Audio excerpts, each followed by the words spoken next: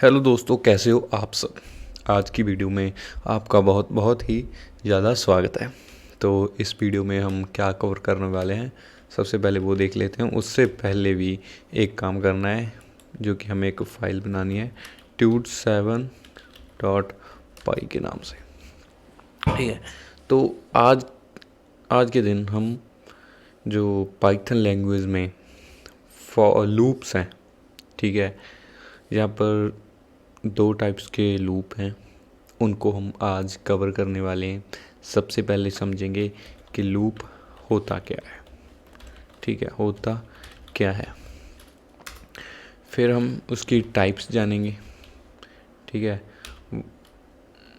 और उसके बाद हम दोनों लूपों को अच्छी से डिस्कस करेंगे ताकि आपको समझ आ सके, और इसका प्रोग्रामिंग में यूज़ बताएंगे, जिससे आपकी जो बहुत सारे जो आपके एफ़र्ट्स हैं प्रोग्रामिंग में वो बच जाएंगे। तो सबसे पहले तो लूप को समझते हैं कि लूप होता क्या है। ठीक है, लूप वो प्रक्रिया है जो बार बार होती रहती है। जैसे कि आप ये सर्कल देख सकते हैं, ये यहाँ से शुरू हुआ, घूम के फिर वहीं से आ गया। मतलब कहने का ये है कि जो इसका एंड है ना, वही इसकी बिगिनिंग से जुड़ा हुआ है। जहाँ से एंड हुआ फिर से बिगिनिंग हुई, फिर ये वैसे लूप चलता जाएगा।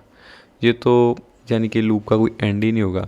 लेकिन प्रोग्रामिंग में जैसे मान के चलो, ये लूप है। ठीक है, एक मिनट को बताता हूँ। ये लूप है। ठीक है, यहाँ पर इसका एंड है, नहीं, यहाँ पर इसका एंड है और यहाँ से ये स्टार्ट होता है।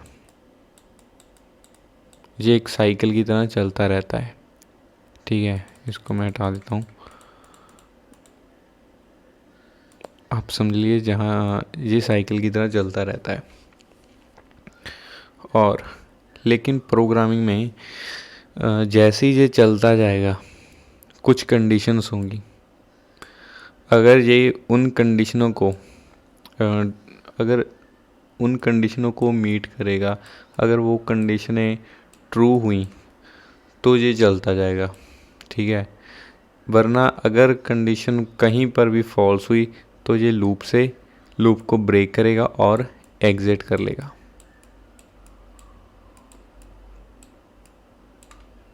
ठीक है, तो अगर कंडीशन ट्रू हुई तो उसका एक स्पेसिफिक कोड होगा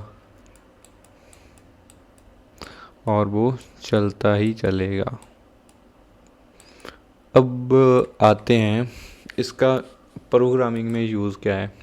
ठीक है, अगर मैं आपको बोलूं कि आपको लिखना है हैप्पी बर्थडे किसी को 10 बार, तो हो सकता है आप इस तरह लिख दें।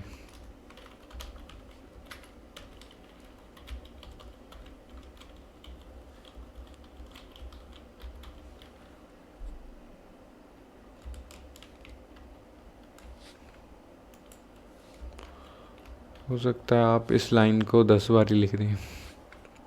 ठीक है, और अगर मैं बोलूं कि आपको हैप्पी बर्थडे 1 लाख बार लिखना है, तो क्या आप 1 लाख बार इसको यहाँ पे लिखेंगे? नहीं।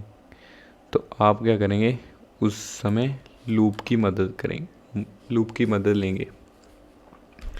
ठीक है, तो यहाँ पर देखते हैं पाइथन में कितनी तरह के लूप होते हैं। एक तो होता है फॉर लूप और दूसरा होता है वाइल लूप। दोनों का काम एक ही है, लेकिन एक माइनर सा डिफरेंस है जो कि आपको कोड लिखते वक्त ही पता लग जाएगा। सिंटैक्स का तो डिफरेंस है ही, एक थोड़ा सा और है। इसमें हम लिमिट सेट कर सकते हैं, एक पर्टिकुलर लिमिट सेट कर सकते हैं, लेकिन इसमें हम कंडीशन के हिसाब से ही इसको मैनेज करेंगे, कंडीशन बेसिस। ठीक है, ये कंडीशन के ऊपर ही चलेगा, लेकिन इसको हम सेट कर सकते हैं कि ये 5 बार चले या 10 बार या 10 लाख बार। ठीक है, और चलो पहला प्रोग्राम बनाते हैं। फॉर लूप की मदद से हम अब 10 बार हैप्पी बर्थडे लिखेंगे। ठीक है, तो मैं क्या करूँगा, फॉर आई इन रेंज 10। ठीक है, और यहाँ पे मैं लिखूँगा प्रिंट हैप्पी बर्थडे। जहाँ हैप्पी बर्थडे को छोड़ के मैं कुछ और भी लिख सकता था, लेकिन मैं हैप्पी बर्थडे लिखूँगा। और जैसे ही मैं इसको रन करूँगा तो ये रन हो जाएगा। तो आप देख सकते हैं यहाँ पर 10 बार हैप्पी बर्थडे आ चुका है। ज़रूरी नहीं ये प्रिंट ही करेगा, ये और भी कोई कोड चला सकता है जिसको चलाने की आपको ज़्यादा ज़रूरत है और वो लाइन ऑफ कोड है, तो आप लूप की मदद से उसको चला सकते हैं। ये तो था फॉर लूप। फॉर में मैं आपको बताता हूँ ये काम कैसे करता है। ठीक है, ये फॉर है हर एक आई के लिए, मतलब आई कुछ भी हो सकता है, आई एक नंबर है वैसे तो। अगर मैं यहाँ पर आई को प्रिंट करना चाहूँ तो क्या प्रिंट होगा,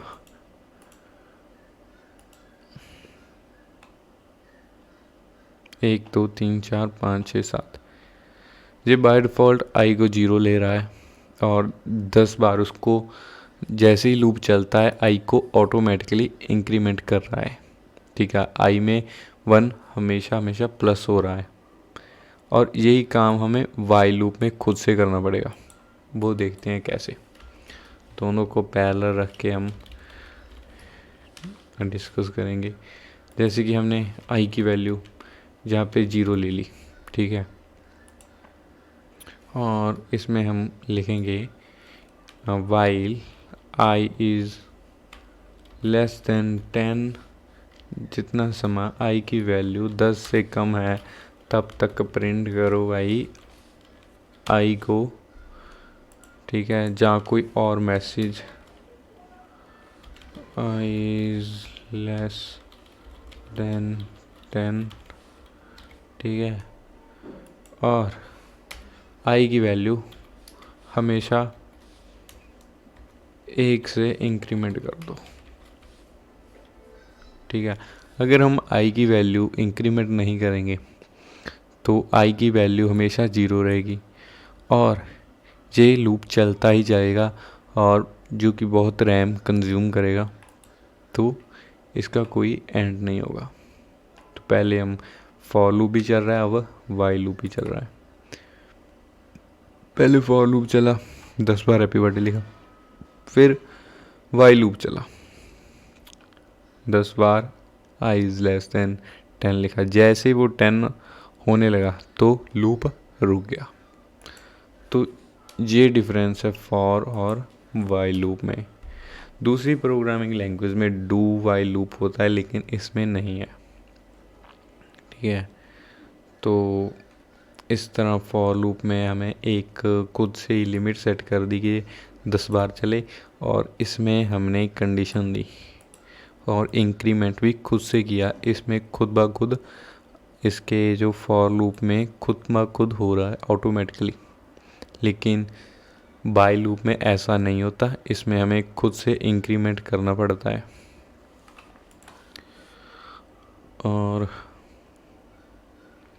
और इसी तरह हमारी वीडियो समाप्त होती है। और इस तरह आप फॉर लूप का इस्तेमाल कई जगहों पर कर सकते हैं जहाँ पर आपको एक ही काम को बार बार करना हो, जहाँ एक ही कोड को बार बार चलाना हो। तो इस तरह आप फॉर लूप का या वाइल लूप का सही से इस्तेमाल कर सकते हैं। ठीक है।